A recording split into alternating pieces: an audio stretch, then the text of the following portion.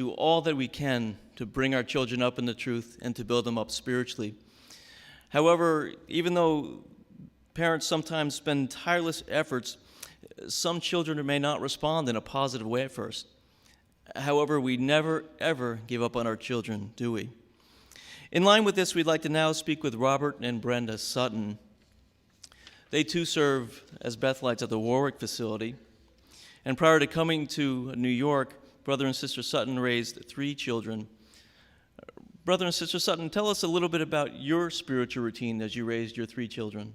Well, we attended the meetings regularly. The children knew that Saturday mornings were for field service, and every week we had a family worship.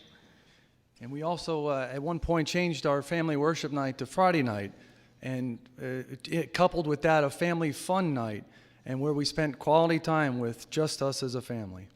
So it sounds like you two set a great example in training your children spiritually. However, at a certain point, you mentioned something changed with one of your children. Could you share that with us? Well, at one point, one of our children took a job and was exposed to questionable association with coworkers, and sadly, this led to a disfellowshipping. Tell us, how did you handle that bitter disappointment? Well, it was one of the hardest things that I ever had to face. I had many sleepless nights praying to Jehovah, but I came to realize that we needed to trust in what Proverbs 22 and verse 6 says. Train a boy in the way he should go. Even when he grows old, he will not depart from it. And we began to question ourselves as parents. I mean, where did we go wrong? Were we too strict? Were we too lenient? Just what did we do that was wrong?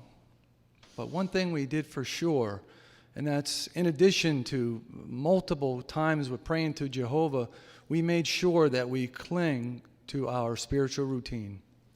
So we understand that your child is doing well spiritually now. We're very happy about that. What was it that moved your child to return to Jehovah? Well, it was the missed association with the family, and here's why. I had always told our kids, I told our kids that I would die for you, I love you, would die for you, but if you ever leave Jehovah, I wouldn't be there.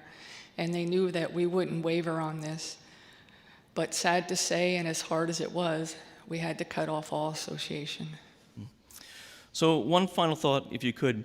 There may be others in our audience who are undergoing a similar experience. Could you share something specific that helped the both of you to endure this difficult situation? Well, for me, I was encouraged to continue to pioneer, and even though I knew I would just be a body in the car, my friends encouraged me to come out anyway, where they listened to me, they laughed with me, and they cried with me, and that's just what I needed. And for me, I always knew that Jehovah expected me, as the head of the family, to take the lead, to step up and take the lead when it came to the discipline and mental regulating of Jehovah. But when I realized that this time the discipline was coming from Jehovah himself, I had to not step up, but I had to step back and loyally follow Jehovah in the way that he was running this discipline. And this is what helped me to understand my role in the situation. Well, we want to thank you both very much for your excellent example and sharing that personal experience.